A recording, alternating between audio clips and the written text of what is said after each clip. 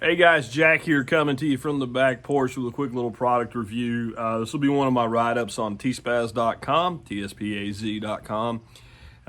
That's where I review all my items that are available on Amazon, maybe some other places someday, but right now they're all available on Amazon.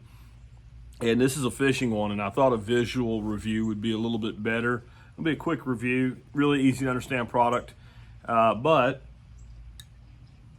it's going to be one of those things that I just think it'll make more sense if you see it. And it's called the Lindy Rigger Kit. And I will peel this stupid label off. I kind of left it there, though, as a visual aid for what I'm doing right now, because you can see all these little spinners and gizmos and stuff on there like that. Lindy Tackle Company was founded by Al Linden and some other Linden, two brothers, and a guy named, I don't remember, something Adams. Way back in the 60s, and they were walleye guides up in Minnesota. And they're the two Lindens who, Lindy, Linden, right? They went off to create in-fishermen in the 70s and sold out their interest in it.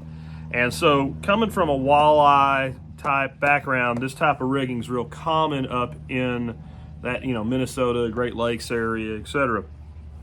That's not what I use them for. You certainly can.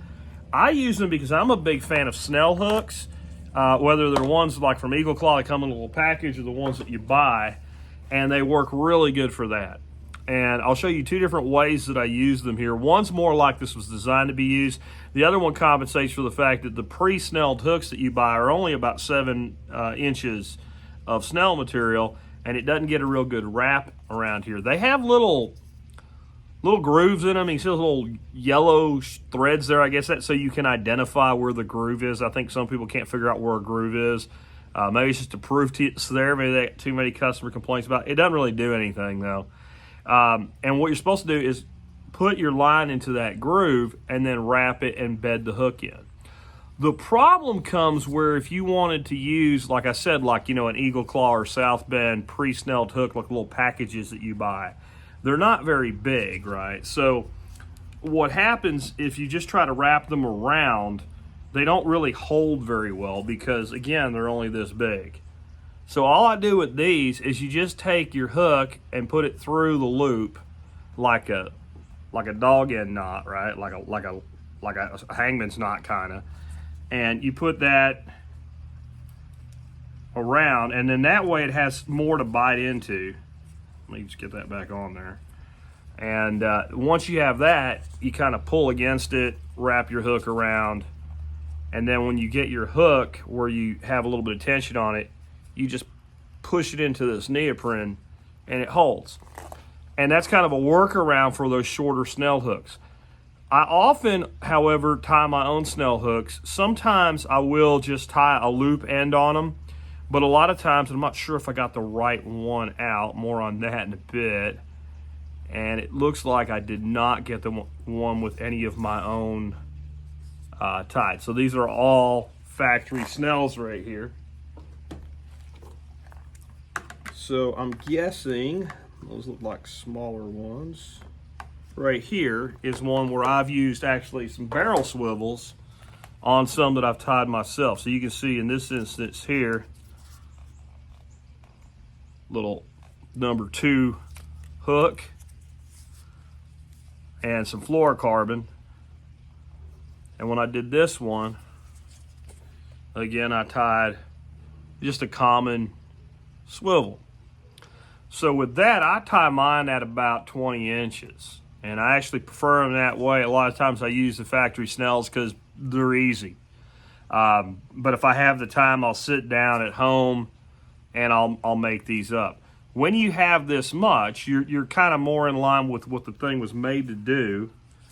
So you come into your place here where that groove is, which is kind of right there, and you pull that swivel right up to the end of it.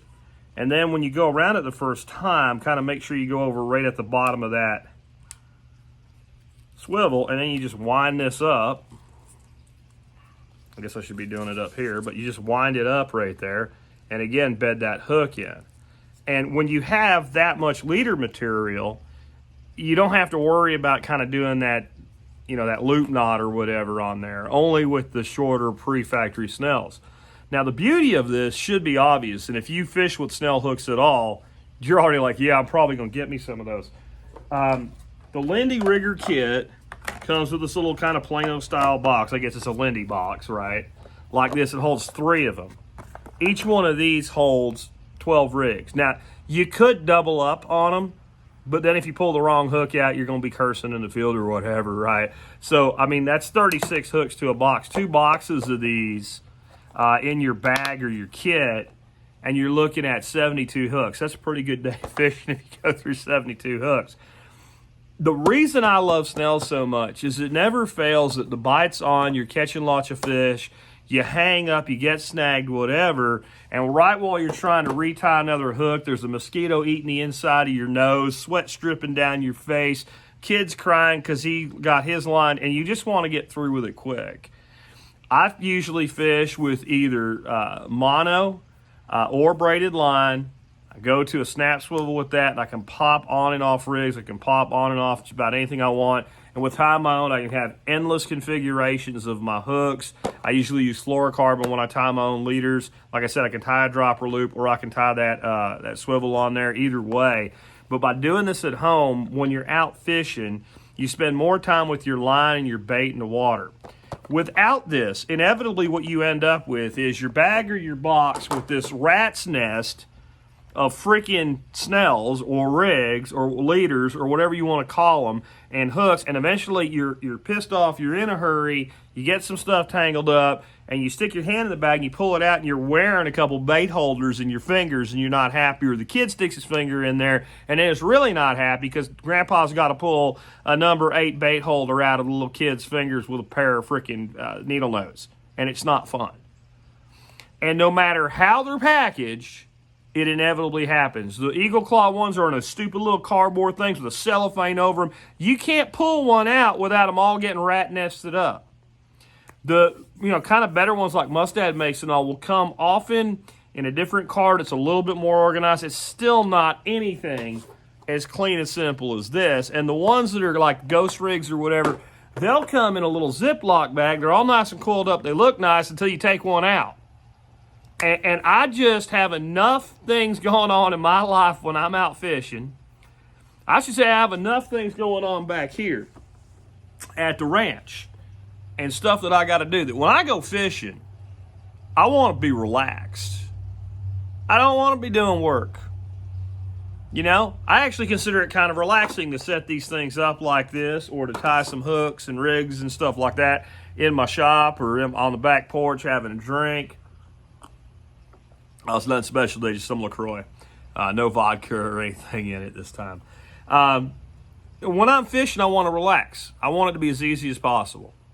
And there's some finesse stuff I do where, I'm going to a straight leader and a direct hook, and you got to worry about, that extra snap swivel can be the difference between getting hits and not getting hits. And I understand that. And there's a lot of times, if that's the case, I'll re-rig in the field for that if I'm dealing with that.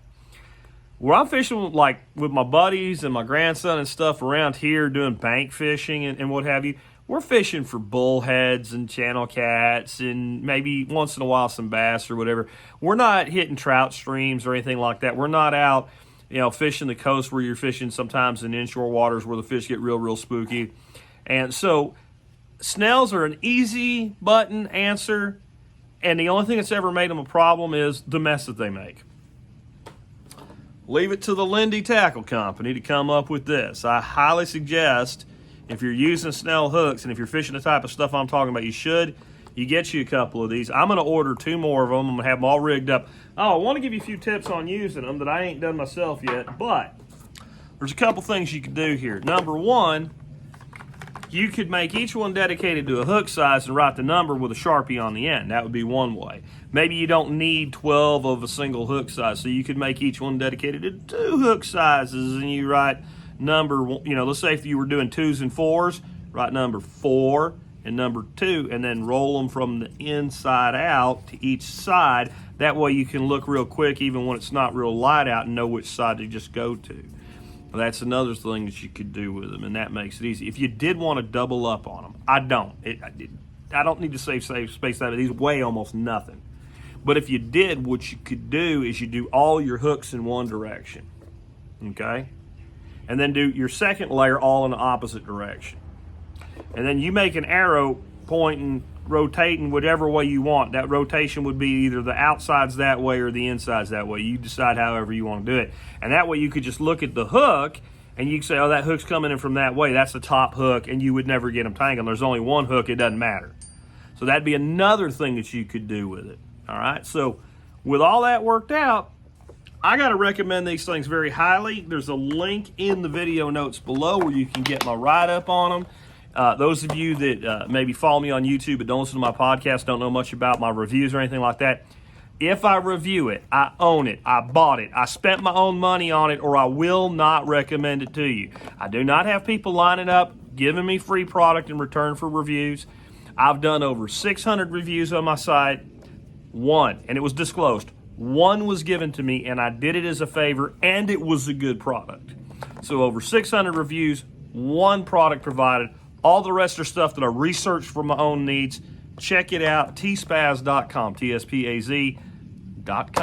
Take care, guys. And if you like this sort of thing, check out my podcast. We cover a hell of a lot more than just fishing at thesurvivalpodcast.com.